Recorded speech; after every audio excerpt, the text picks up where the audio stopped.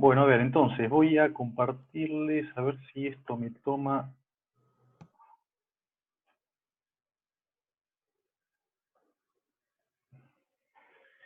A ver, ahí están viendo las fotos, si cambio de foto también se ve el cambio. Sí, se ve bien. Ah, genial, bueno. Vamos a ver si así entonces se ve un poco mejor. Entonces, bueno, la idea de hoy es más o menos cerrar lo que sería la guía 5. Si ustedes se acuerdan, la semana pasada, toda la clase del jueves fue como ver bien y en detalle el ejercicio 8 y 9 en particular, y ver bien ahí todas las partes más de cuentas y sutilezas que hay que prestar atención, así que nos llevó un buen tiempo entender eso, el ejercicio 8 y 9. Entonces lo que quiero ver ahora es el resto de la guía. Que si bien vamos a usar algunas cosas, en particular el ejercicio 9, por lo menos la igualdad que plantea el ejercicio 9, la idea va a ser más que nada plantear ciertas definiciones y ver qué forma tienen, ¿sí? Entonces, voy a hacer como una introducción quizá un poco así medio histórica, por así decir, que es lo siguiente, que, que más o menos hasta 1950, en general se tenía la idea de que todas las leyes de la física tienen simetría de reflexión, o lo que se conoce también como simetría especular, o reflexión especular.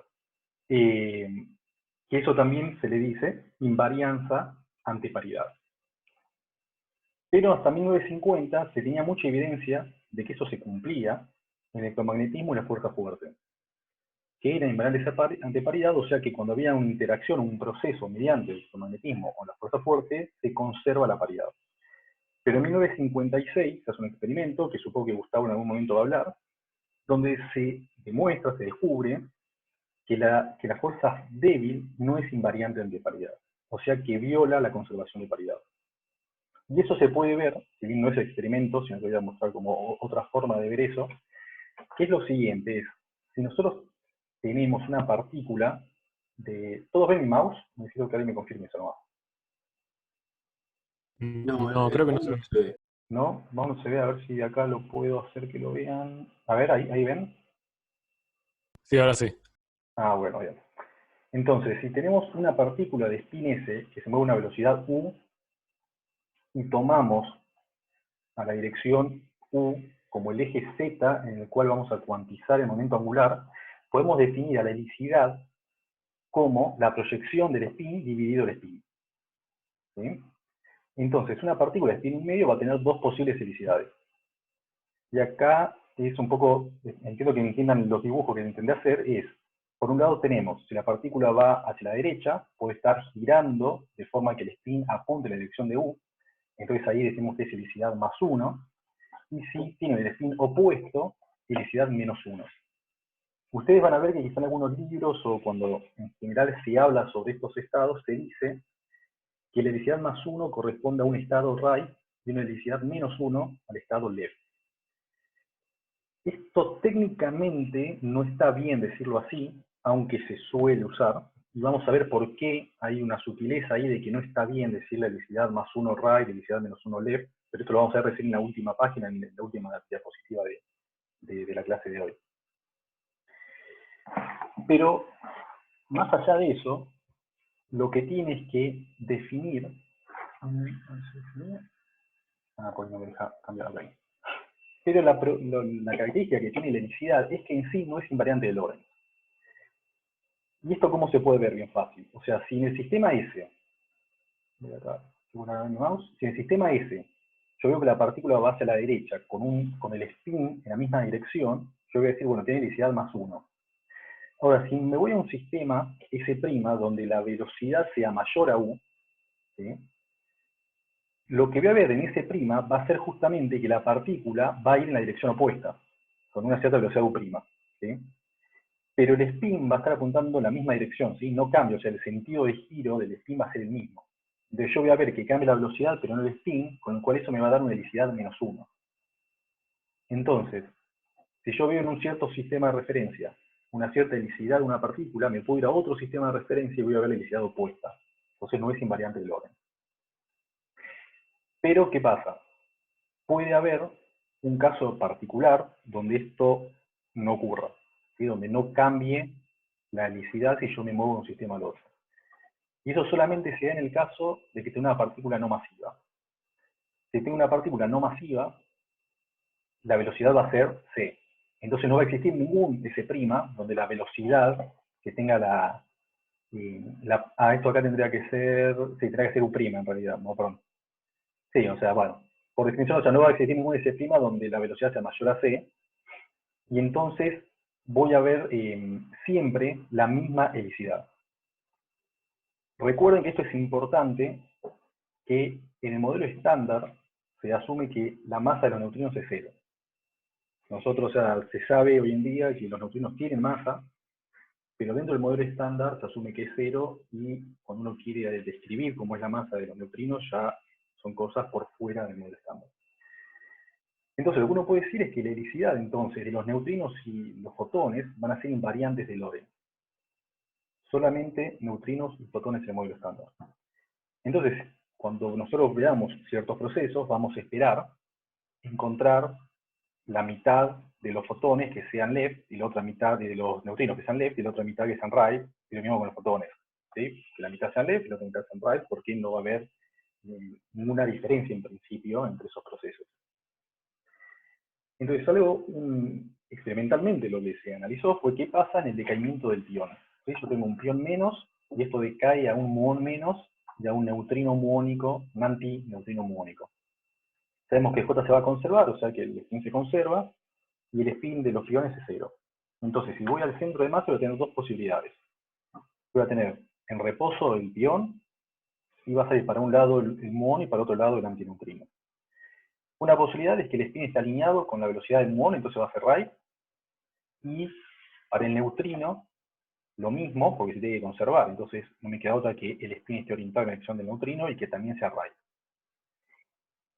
Y la otra posibilidad es que el spin esté al revés en los dos casos, ¿sí? Que sea el muón left y el neutrino también sea left. Fíjense que los dos procesos en sí yo lo puedo pensar como que estoy tomando la imagen especular del proceso de arriba. ¿Sí? Yo solamente como que reflejo el proceso en el de abajo, y solamente me va a cambiar hacia dónde apunta el spin. El resultado del experimento es que el proceso de arriba se observa, pero el proceso de abajo no se observa. Esto era algo que en principio no se esperaba. O sea, ¿por qué sí se daría el proceso de arriba y no el de abajo? Ahora, si uno lo compara con este proceso, el decaimiento del pión neutro, pasa exactamente lo mismo. Tengo el pi0 en el medio, en el sistema en reposo, está quieto el pi0, sale un fotón para cada lado, y puedo estar con el spin alineado en la dirección del fotón, entonces los dos sean right, o la imagen especular, donde los dos fotones sean left.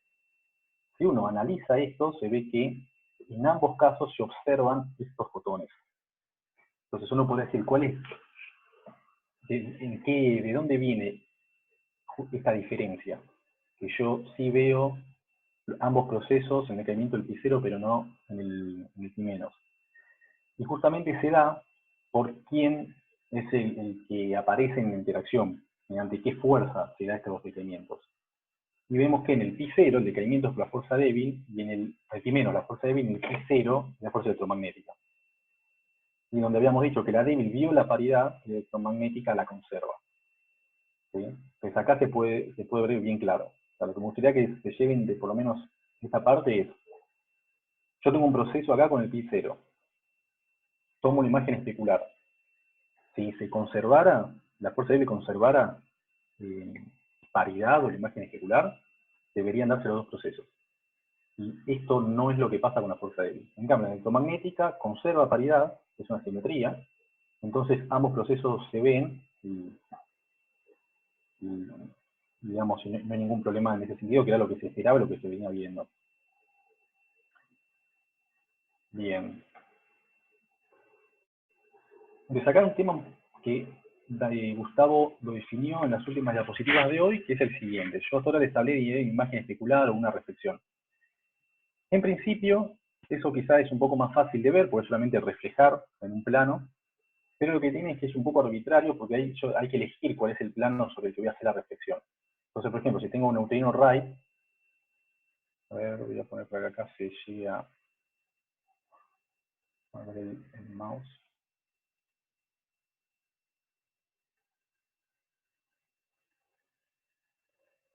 A ver, si yo acá tengo un neutrino Wright, le tomo la imagen especular y me da un neutrino left, ¿sí? ¿Ustedes me están escuchando bien? Porque está como, tengo una mala conexión hoy y me están dando un poco de internet. Por ahora todo bien. Sí, se escucha bien. Ah, ¿Podrías genial. acercar un poquito hacer un poquito de zoom? ¿Al micrófono? ¿Ahí mejor? No, digo, hacer un poquito de zoom a la hoja, si podrías. Ah, suma la hoja. Sí. No quiero. ¿Ahí está mejor? Ahí está bien, gracias.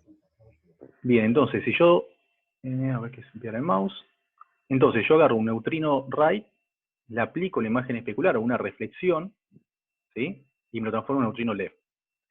Otra forma de hacer algo similar es justamente hacer una inversión, donde acá no es arbitrario, no tengo que elegir sobre dónde lo voy a hacer. Simplemente se agarra las coordenadas de cada punto y aplicarle un signo menos y listo.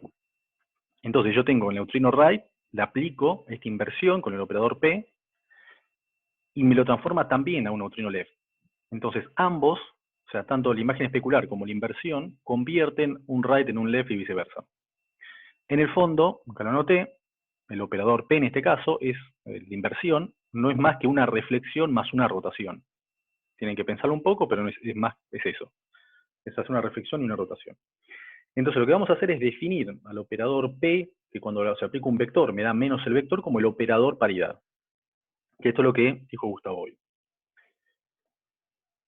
Y con el operador paridad, o sea, con los vectores, puedo construir otros vectores subescalares que se comportan de manera distinta ante el operador paridad. Entonces, por un lado, vamos a tener los vectores de siempre, que se le dice vector polar. Cuando le aplico el operador paridad, me da menos el vector. Ahora, si yo hago el producto vectorial entre dos vectores, me da lo que se conoce como un pseudo-vector o vector axial. Entonces, cuando yo aplico la paridad a este vector axial, va a ser la paridad de B1 por la paridad de B2. O sea que me queda un signo positivo, entonces no me cambia el signo. De esta misma manera, yo me puedo construir un escalar que sea el producto interno entre dos vectores. Entonces, cuando yo aplique el operador paridad a ese escalar, el signo no cambia, que es lo que uno en principio siempre piensa, ¿no? O sea, tengo un escalar, le aplico el operador paridad, no me cambia nada porque es un escalar.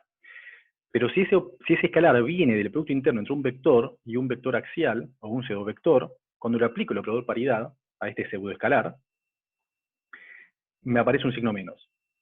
Entonces, mediante cómo se comportan en estos vectores y escalares ante el operador paridad, se da estas definiciones. Vector, pseudovector, escalar y pseudoescalar.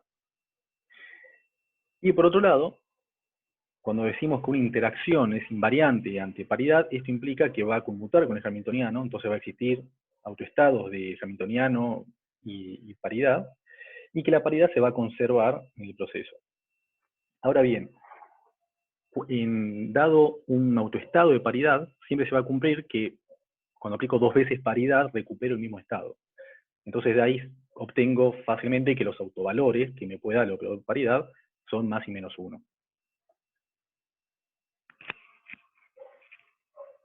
Bien. No estoy... Sí.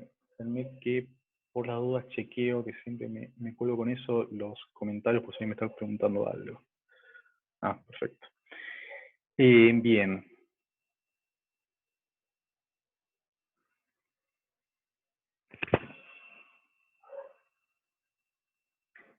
Ahora bien, cuando nosotros hablamos sobre fermiones y bosones, aparecen las paridades relativas. Para un fermión, yo espero que la paridad que tenga sea opuesta a la paridad del antifermión. Ahora, en el caso del bosón, espero que tenga la misma paridad que el antibosón. Entonces, esto se tiene que cumplir, ¿sí? Las paridades relativas se deben cumplir. Ahora, en el momento en el que uno quiere empezar a asignar paridades, tiene que elegir qué paridad la asigna al fermión, al antifermión, al bosón, al antibosón. Entonces, la convención que se usa es que la paridad de un quark va a ser positiva. y la paridad de un anti-quark va a ser negativa. Esto es convención, uno lo podría haber definido distinto, pero se define así. Y cuando quiero ver cuál es la paridad de un sistema compuesto, ¿sí? Acoplado, por ejemplo, en los bariones de 3 quarks, simplemente va a ser el producto de la paridad de cada quark. ¿Sí? Entonces, en los bariones va a ser +1, y en los mesones que tengo Q por Q barra, o quark antiquark, va a ser 1 por -1, me queda un signo menos. Y también hay que definir en algún punto cuál es la paridad del fotón, ¿sí? Como mediador de la fuerza electromagnética, y se define que la paridad del fotón es negativa. Esto también lo pongo como dato, que nosotros siempre, por ejemplo, hablamos de las partículas en estado fundamental. Si estamos hablando de estados excitados, va a aparecer un factor asociado al momento angular. Entonces se agrega un factor -1 a la L en la paridad. Pero bueno, eso, si ven en algunos libros, los octetes excitados y demás, aparece cuando habla sobre la paridad, este factor -1 a la L. Entonces, bueno, ahora lo que quería comentar un poco es, ok, tenemos acá, hablamos sobre cómo es la paridad y demás, ¿qué pasa cuando directamente lo aplico en Dirac? Así que haciendo un poco de repaso sobre la ecuación de Dirac, esta ecuación de Dirac, donde vimos que gamma 0 tiene esta Perdón, forma. Matías, te hago una pregunta. Sí, sí, decime. Sí, no entiendo bien por qué se define que la paridad de un fermión es el mismo fermión y la de un antifermión es menos. Perdón, de Vos un decís la quark, parte de no acá. fermión. Claro, o sea, la parte del quark. No, porque en principio, lo que yo comentaba es, las paridades relativas de arriba, eso se tiene que cumplir, ¿sí? O sea, que la paridad de un fermión tiene que ser opuesta a un antifermión. Pero después, qué signo le pones, o qué signo le asignás a cada uno, ahí ya es convención. O sea, vos podés decir, uno es positivo, el otro negativo, y eso va a hacer que se cumpla esta relación, poniendo el mouse, esta relación de acá arriba, o lo podés definir al revés, que también se va a cumplir la paridad relativa. Entonces, Claro, es una pero convención. sí, perdón, cuando pusiste la parte de en los quarks, como que, Sí. no sé, tal vez no entendí bien, pero es como que estás poniendo que el transformador paridad es como una identidad. Multiplicate para el quark. Y pero fíjate que yo antes lo que definí es que los autovalores son más y -1 de paridad. O sea, no te puede dar otro autovalor. Ok, Porque ok. vos, la paridad lo que vos haces es invertir, digamos, las coordenadas, en principio, ¿no? O sea, eso es como se define. Si vos lo aplicás 2 veces, lo traes de vuelta al mismo lugar. O sea, lo llevás ante el opuesto, lo aplicás de vuelta, lo traes al mismo. Entonces es invariante si lo aplicás 2 veces, en tu estado. Entonces no te queda otra que el autovalor sea más y -1. Claro, pero en el caso del quark, Entonces, ¿no debería también no debería también invertir? sí, pero en realidad acá, por eso, pero acá hay una sutileza que es la siguiente, que yo igual después más adelante vuelvo hacia eso, cuando lo defino un poco más explícito. Si querés esperar un poco, pero te lo adelanto igual. Esta paridad que estamos aplicando acá no es una paridad espacial, de decir, bueno, si yo tengo mi quark en cierta coordenada y le aplico el operador paridad. Es una paridad intrínseca, es una paridad interna de mi estado. Yo después voy a explicar eso y voy a volver hacia eso. Ok, Pero no, bueno. porque fíjate que cuando yo acá digo paridad de fermiones menos la otra y demás, no estoy diciendo lo cambio los ejes, por así decir. Ah, ok, listo. La paridad, ¿sí? O sea, por eso acá una cosa es cuando uno habla de paridad, como los casos donde expliqué la helicidad, que es para ver cómo cambia el spin, que queda en el sentido de la velocidad o no, si vos lo reflejás. Pero acá ya estamos hablando de paridades intrínsecas, que lo voy a definir más adelante. Así que esperame unos minutos y después, si no queda claro, me volvés a preguntar. Dale, perfecto. Entonces, bien, acá un poco de No, propiedades y demás que no les va a venir mal. Matías. ¿Cómo? Sí, Sí. perdón. Ahí en el gamma I, ¿no debería ser los dos con signo más? La sigma I. Me parece que la que tiene menos es solo el sigma cero, con las identidades. ¿Podés? Espera, pues no estás viendo mi mouse. No. Vos decís. Ese Perdón, sigma acá, i, claro, esos no deberían ser iguales, sigma i positivo los dos. Parece que no, creo que no iba el signo menos de abajo. me suena, bueno, habría que verlo, me suena Esas matrices no están son beta por alfa pero ahí. Son beta por alfa y No, entonces así sí como están sí, escritas, habría que ver la, es beta por alfa i y las gamma i vienen así, en la base de Dirac, ¿no? claro, en la base de Dirac, si es la otra representación de Whale, puede que quede distintas, ahora no me acuerdo, No, pero pero la así base de como Dirac, están, creo que están menos No, 5. no, en la base de Dirac decía, pero me parecía que los dos iban con más, el que iba con menos era el de beta. O no, sea, el va sigma uno con más y el otro con menos, y las que te quedan, los dos con más, son la Sí, matriz alfa i. Ah, ok. claro. Ah, está bien, porque era el alfa Bien, i. entonces, bueno, Está bien, está bien. Gracias. genial. Bien. Entonces, bueno, otras identidades acá están, sigma 0 al cuadrado es la identidad, gamma 0 al cuadrado es la identidad, gamma i al cuadrado es menos la identidad, anticonmutan, si son muy distintos de i, eso se puede resumir en esta otra fórmula de acá. Acá también les anoté, sigma 0 daga es sigma 0, sigma i daga es menos i gamma i. Y habíamos dicho que, bueno, phi, el espinor de Dirac, tiene esta forma, y también podemos definir... Te corrijo un segundo, Sí. gamma i daga es menos gamma i. Gamma i daga es...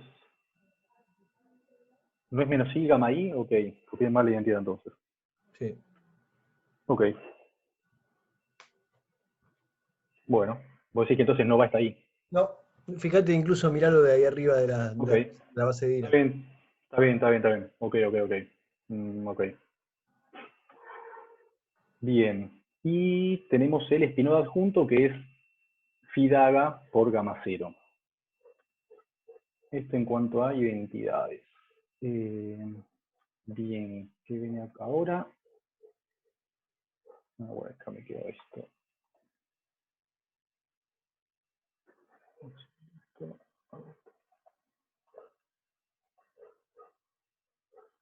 Bueno, entonces, teníamos las... voy a hacer un poco más de zoom, así todos ven bien. Bien. Bueno, entonces, en una transformación de Lorentz, tenemos que Xmu transforma de esta manera, el espinor de Dirac transforma con el operador S, y de esta forma opera el espinor adjunto. Tiene que cumplirse esta identidad, que es lo que vimos en la clase pasada, y lo que contó Gustavo, que es cómo transforma phi ante paridad, donde paridad es aplicar un lambda de este estilo, 1, la diagonal de 1 menos 1 menos 1 menos 1, entonces se obtiene que S es igual a gamma 0, que es el operador paridad. Pero en este caso, este gamma 0, como acá lo anoto, es la paridad intrínseca, y una cosa que se puede mostrar, digamos, es que el hamiltoniano de Dirac no conmuta con el operador de paridad espacial. Ahora, si yo defino el operador paridad total como gamma 0 por el operador paridad espacial, sí conmuta. ¿Sí? Que esto está linkeado con lo anterior.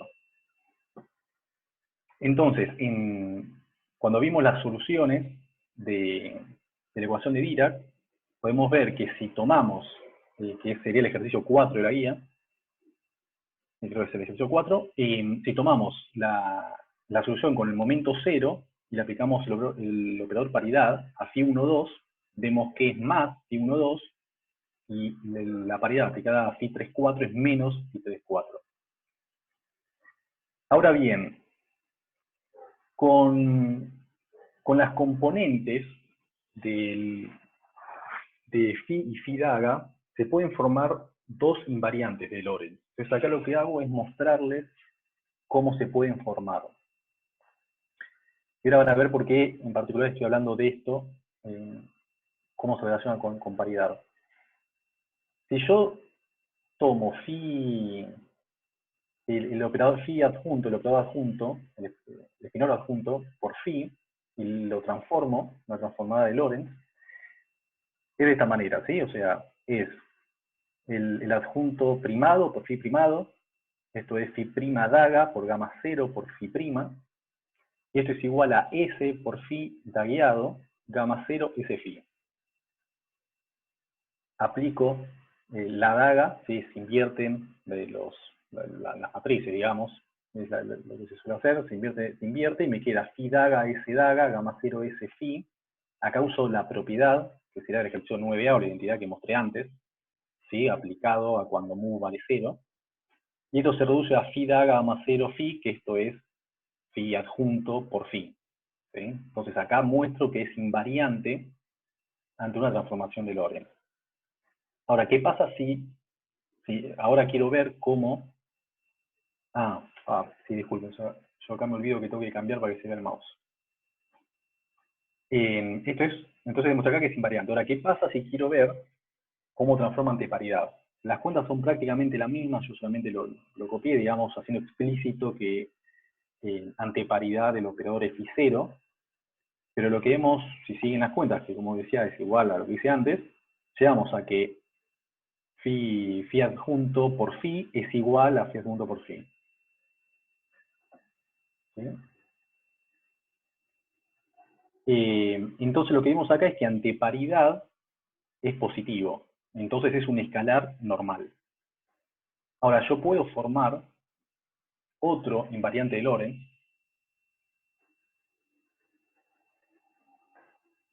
que es phi adjunto gamma 5 phi, donde gamma 5 se define como i por gamma 0, gamma 1, gamma 2, gamma 3, en que la forma matricial que tiene es esto, ¿sí?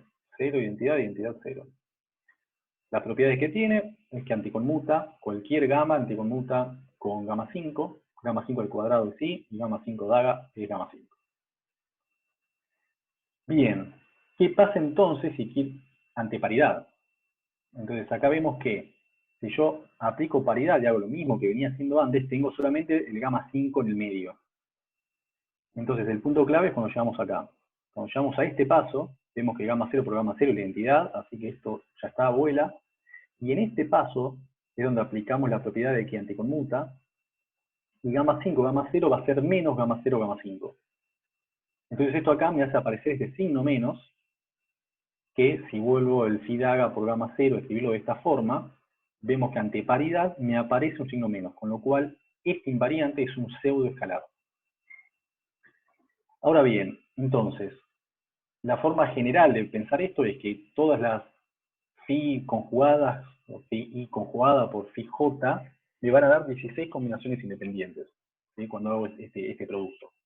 Pero yo lo que puedo hacer es agruparlas a estos diferentes términos en objetos según cómo transformen ante Lorentz y paridad. Entonces acá me da lo que está como en esta tabla que puse. Tengo phi adjunto por phi, es un escalar, pero si yo ahora le agrego, como vimos recién, el gamma 5, es un pseudoescalar. Después también tengo phi adjunto por gamma mu phi, eso es un vector, o cuadrivector, ¿no? Y tengo este otro, que es gamma mu gamma 5, me da un pseudo vector. O sea, esto también, por ejemplo, que esto es un pseudo vector, pueden probarlo, que sale bastante fácil, utilizando las propiedades, se ve que es un pseudo vector. Y lo último que puedo formar es un tensor antisimétrico de esta forma. Si ven la cantidad de componentes de cada uno, vemos que los escalares me aportan un componente, los vectores 4 y el tensor antisimétrico 6. Y esto me da 16. Entonces, 16 combinaciones independientes, pongo el mouse, que me da esto de acá, yo lo puedo reagrupar de esta manera, donde yo ahora puedo saber cómo transforman ante Lorentz y paridad. Y en particular, vemos que de identidad, gamma 5, gamma mu por gamma 5, y este sigma mu nu, forma una base de matrices de 4×4. Y como una observación,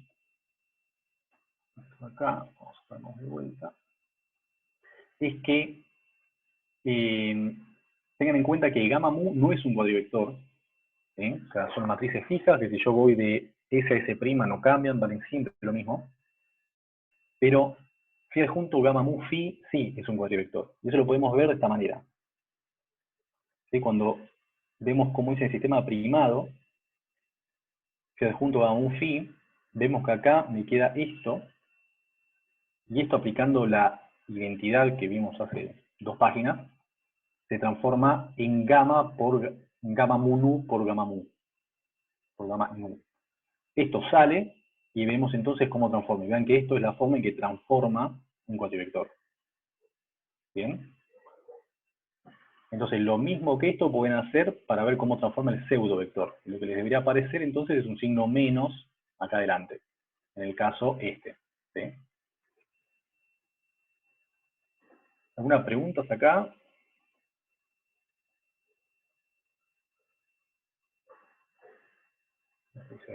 Bien. Bueno, entonces sigo.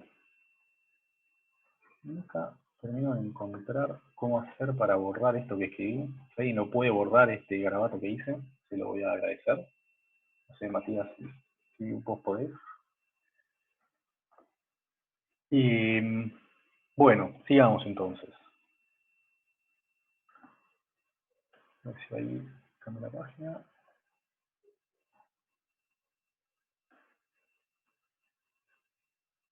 Bien. Lo que quería comentar ahora un poco era definir mejor lo que era la ericidad que vimos al principio. Voy a poner de vuelta el mouse. Un segundito. Ahí aparece el mouse. Lo que tenemos es que el hamiltoniano de Dirac conmuta con el J, que el J, esto ya lo vimos, J es L más S, donde el J entonces se conserva, pero no se va a conservar de forma separada el spin, donde el spin lo definíamos como H barra sobre 2 por esta matriz sigma, donde esta matriz sigma son, o sigma mayúscula, no sé ahí cómo diferenciarlo al decirlo, va a ser la diagonal de las matrices sigma de 2×2. Ahora bien, phi no va a poder satisfacer al mismo tiempo la ecuación de Dirac y será autoestado de SZ, digamos, ¿no? Al mismo tiempo. Entonces, lo que yo mencionaba antes, que eran las soluciones del ejercicio 4, solamente van a ser autoestados del spin, o sea, el spin Z, en Z, si definimos al eje Z en la dirección del movimiento. Entonces, si definimos de esa manera las soluciones de Dirac y el eje Z va a estar en la dirección del movimiento, podemos entonces decir que mu1 y mu3 van a ser los estados de spin up y mu2 y mu4 los estados de spin down. Si no está definido de esa manera, no se puede decir eso, ¿sí? Porque no vamos a tener autoestados de Dirac y de SZ al mismo tiempo, ¿sí?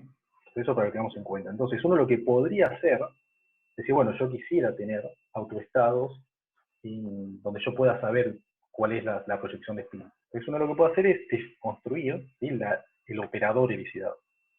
Entonces, este operador de helicidad, hay dos definiciones según el libro que consultan, que es un medio sigma por P versor, o sin el medio, donde, si se fijan, en el fondo no es más que la proyección del spin en la dirección del movimiento.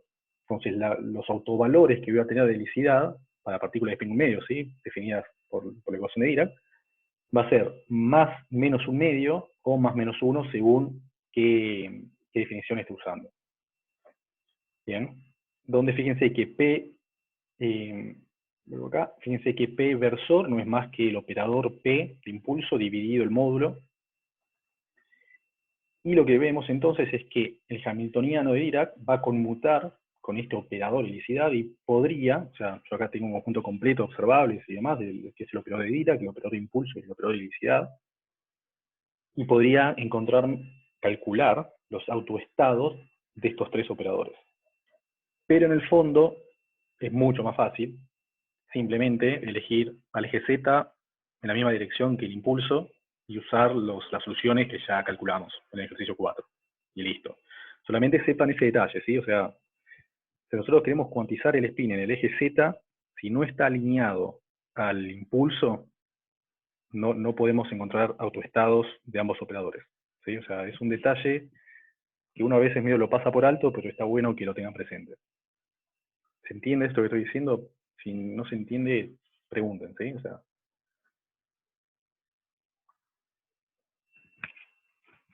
bien. Y lo último entonces que quería comentar hoy es, bueno, acá voy a poner el mouse,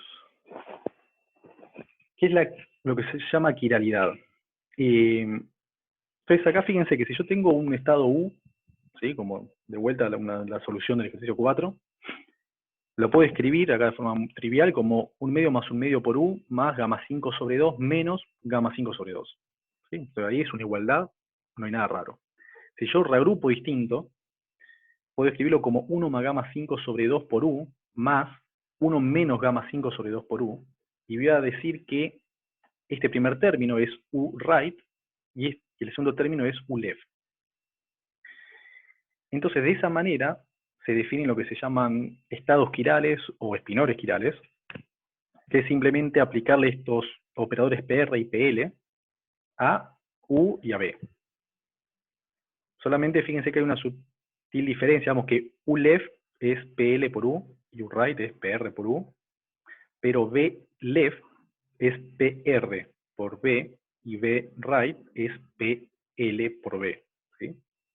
Una sutileza, pero se definen de esa manera, donde estos operadores P, son estos operadores de proyección, tienen la propiedad que al cuadrado son iguales, la suma es la identidad, y son ortogonales. PR por PL van a ser 0. Gamma 5 entonces se define como el operador quiralidad, y la pregunta que uno puede decirse es, bueno, si yo acá estoy diciendo right y left, esto me suena a que es helicidad, que es lo que vimos desde el principio. Pero si vemos cómo son, cómo es gamma 5 por U, vemos que gamma 5 por U me queda de esta forma. ¿Sí? Esta matriz por U. Que si en el límite donde la masa es 0, o donde la energía es mucho mayor a la masa, entonces la energía es solamente el momento por C, vemos que gamma 5 por U se reduce a esto. Y que esto no es otra cosa que P por sigma, que es como habíamos definido nosotros la helicidad. Entonces, el estado U left, en el estado de masa 0 o energía mucho mayor a la masa, va a ser 0 si U tiene helicidad más 1, y va a ser U si el estado tiene helicidad menos 1. Entonces, ante la pregunta, ¿es lo mismo quiralidad que helicidad definido de esta manera? Es que no. Quiralidad es distinto a helicidad, y left no es lo mismo que helicidad menos 1, y right no es lo mismo que helicidad más 1. Pero en el caso particular, donde la masa es 0, sí vale que la quiralidad es igual a helicidad, sí vale que left es igual a helicidad menos 1, sí vale que right es igual a helicidad más 1. Y si tengo, en el caso de alta energía o ultra alta energía, donde la energía es mucho mayor a la masa, la quiralidad es aproximadamente la helicidad, y left es aproximadamente la helicidad igual a menos 1. ¿Sí? Pero es importante que entiendan esa diferencia. Entonces, si ustedes después, cuando vuelvan a ver estas diapositivas, y vayan a las primeras páginas, van a ver que yo dije que no había que decirle left a la helicidad, o right. Pero yo después dije, bueno, acá tengo un neutrino right, un neutrino left. Y eso es por esto de acá. ¿Sí? Como el neutrino tiene masa 0, yo puedo decir que helicidad más 1 es right. Pero yo no se lo podría decir, si quiero ser preciso, a un electrón. No puedo decir un electrón con helicidad más 1 es right. A menos que ese electrón esté a energías muy altas.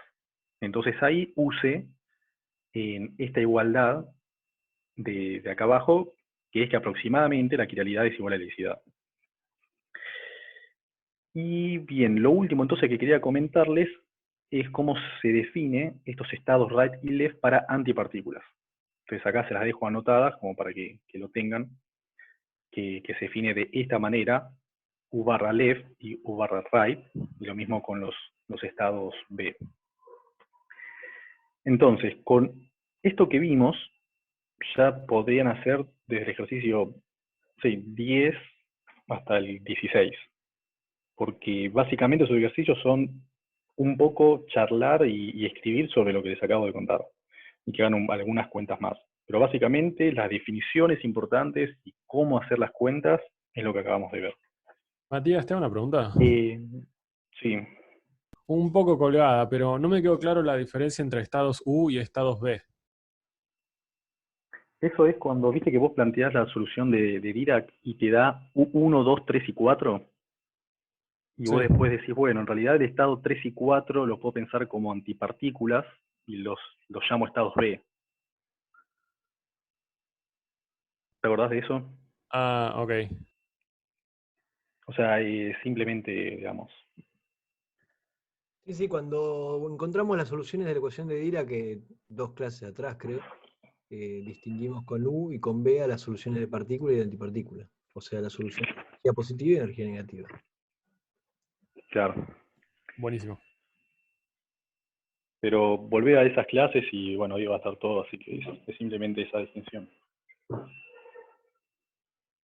Entonces, bueno, una cosa que acá queda como un poco perdida, por así decir, esto de que es invariante de paridad y la fuerza débil que mencioné, es algo que más adelante, cuando veamos bien cómo es la fuerza débil, vamos a ver también por qué todo lo que estamos definiendo ahora tiene sentido y para qué sirve, ¿sí? Entonces, algunas cosas es más como, bueno, sepan que esto trabaja de esta manera, la quiralidad es esto, aunque ahora no nos dé mucha información, porque la definición que yo di es, bueno, ok, yo estoy separando el estado U, por ejemplo, de, si vengo a la diapositiva anterior, o sea, yo convierto el estado U en una suma de U right y U left. Ok, ¿y eso de qué me sirve? Bueno, cuando veamos cómo es la fuerza débil, vamos a ver cómo estos operadores de proyección PR y PL y cómo construir un UR y un UL tiene sentido y me da información sobre lo que está pasando. Entonces, esta guía termina en la, digamos, así como quizá más matemáticamente hablando, decir, bueno, me construyo operadores que trabajan de esta manera, a la espera de que cuando avancemos con las guías, todo empieza a tener más sentido en cuanto a las interacciones que realmente están pasando, ¿sí? Así que bueno, ¿alguna pregunta, chicos, de esto?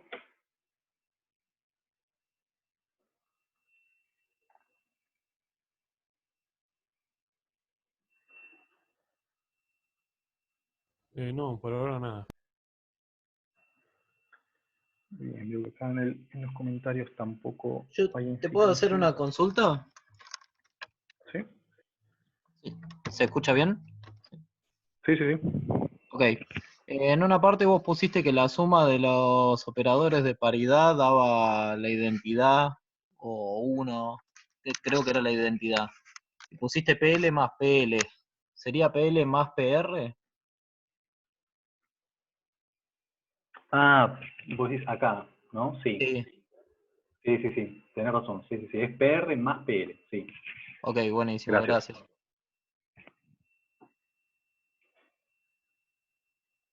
Igual, sí, acá es que esto es lo que tiene a veces que la notación empieza a ser como... Uno empieza a usar las mismas letras en todo. O sea, esto acá no es paridad, ¿sí? Las P.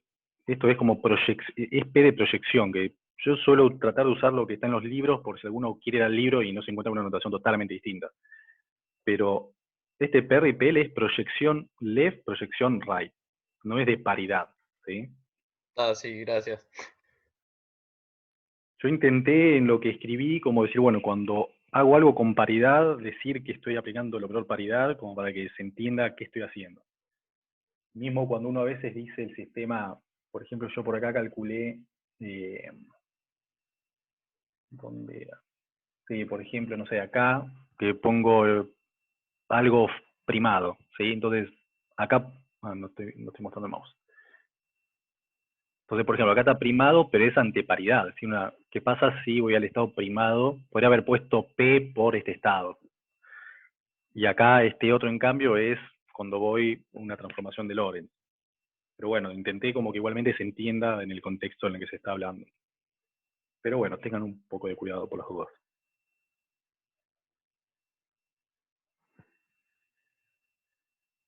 Pero bueno, como les decía, más que nada son algunas definiciones y propiedades para que usen y que lleguen a lo que piden los ejercicios y debería de salir lo que queda de la guía. Así que, bueno, no sé, si no hay más dudas, podemos hacer consultas, aprovechar que nos queda media hora del horario de clase y hacer consultas.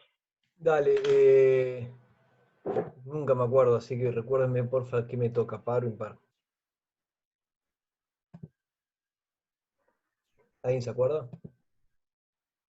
Sí, hoy le toca a los pares a Leoni y los impares a Perlita. Ok, yo me llevo a los pares entonces. Par. Bianca Balsarini, no sé si sos par o impar. Daniel Pinto tampoco sé. Federico Pietra. Oh, no, chicos, ninguno puso par impar. Me están matando. A ver, ahí algunos están empezando a agregar ahora. Consigna. A ver, faltaría Julieta, Daniel Pinto, y más.